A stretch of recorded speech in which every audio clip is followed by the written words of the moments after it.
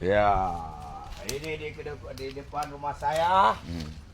Ya, kayu milik negara, tanah milik negara, kayu diambil, tanah tak diambil.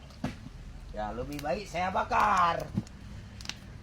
Ya, masa kayak rumah tayo, hanya cok ke tayo. Jadi, tanah je cok. Lupa belum mau berat-berat. Halo bang, yang tata ke dia badung.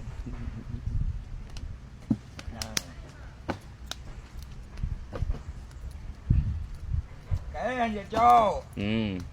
Tanah negara. Tanah tak ke tanah negara, lehop ke tanah negara. Dilung sebagai warga negara, karena dilindungi. Apa pasal ada yang mesti bahag cok lah pak? Akhirnya otor cuma dum. Ya bang. Ya beres ya, enggak betul ya. Jadi kata cuma dum kan selesai. Ke kampung bang.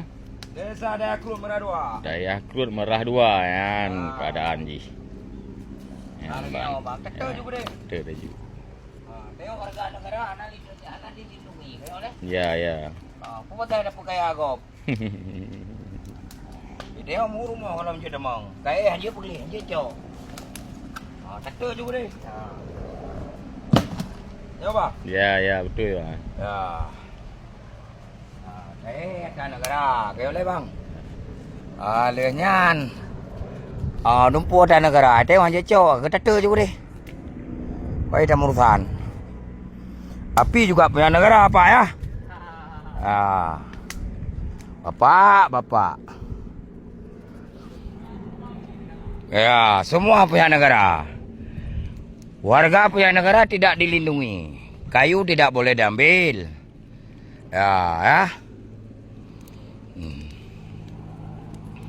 Kata juga deh, baik dah urusan.